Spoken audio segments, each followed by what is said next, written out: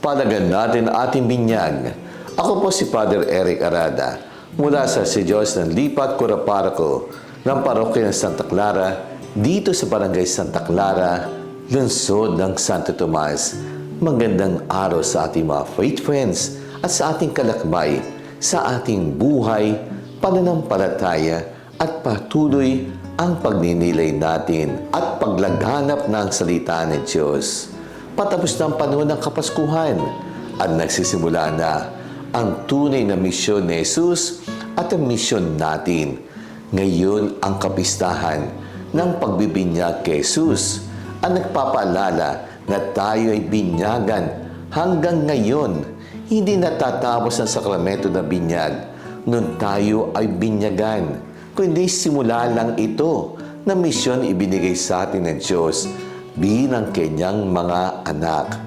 Ang binyag ay kadalasan hindi nauunawaan dahil maraming tao ang nakikita lamang ito bilang isang okasyon na sama-sama ang mga kaibigan, kamag-anak, nagkakainan, nagsasayahan, dumami ang mga kaibigan, kumpare, kumbare, at hindi nalalaman ang biyayang tinatanggap natin.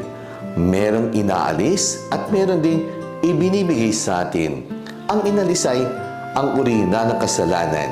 Ang ibinigay sa atin ay bagong pagkakakilanlan bilang mga anak ng Diyos at disipulo ni Jesucristo habang tayo nalulubog, naliligo, naugasan at binabalot ni Jesucristo.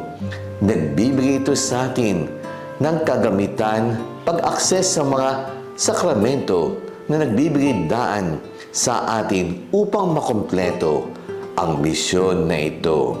Para kay Jesus, ang binyag ni Juan ay nagpapaywatig na isang pagbabago sa pagpasok ng Panginoon sa kanyang ministeryo sa publiko upang tuparin ang masalita ni Propeta Isaías upang bigyan ng paningin ang bulag, pagpapalay ng mga bihag ang bawat henerasyon mula noon.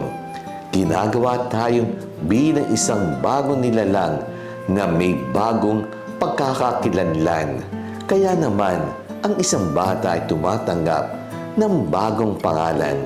Nagbibigay ito sa atin ng misyon ng pagalingin, maging tunay at maliwanagan sa pangalan ni Jesus.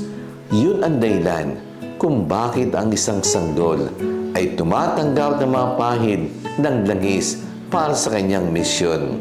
Nagbibigay ito sa isang sanggol ng biyaya at kapangyarihan banal spirito upang maging tapat sa misyon.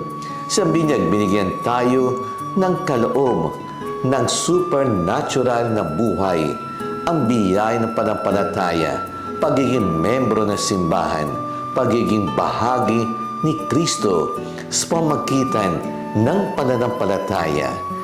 Kami ay nagbibigay sa atin ng katangian o kapangyarihan ng pananalig, pag-asa at pag-ibig tulad ng ginawa ni Jesus. Ano naman ginawa natin sa mga regalong ito? Sinasayang ba natin o pinapabayaan, baliwala o inaabuso ang kanyang kahangang kaloob ng supernatural na buhay? Ang binyag ay nagbibigay sa atin ng misyon. Hindi natin kailangan maghanap ng layunin sa ating buhay. Tinawag tayo upang gawin ang ginawa ni Jesus. Maraming pagkakataon na gawin yan sa ating mundo. Ngayon, upang magpatotoo sa dignidad ng sexualidad at moralidad sa social media, upang magpatotoo sa kabanalan ng buhay ng tao, ang kabanalan at prioridad ng buhay ng pamilya, upang tanggapin ang responsibilidad para sa pamayanan, upang kung saan tayo nakatira, ang lahat na ito ay maaaring mawala kapag pinabayaan natin ang mga pangako ng ating binyag, ang sakramento. Nagbibigay sa atin ng susi sa kabanalan, isang sakramento na nagbubuklod sa atin sa simbahan, isang sakramento ang gumagawa sa atin ng bahagi ng gawain ni Kristo. Manalangin tayo. Ama namin mapangyarihan, salamat sa biyayang ng binyag na binigay mo sa amin. Sana may sakatuparan namin ang pagiging mga anak ng Diyos at may sa buhay namin ang iyong patotoo at sana kami tunay na magamit namin ang mabiyang ibinigay mo sa amin na kami bahagi na aming simbahan, kami makapaglingkod sa iyo at kami maging tapat sa mga pangako na itakwil ang kasalanan at kami sumampalataya sa iyo. Hiling namin ito sa pamagitan ng Kristo na aming Panginoon. Amen.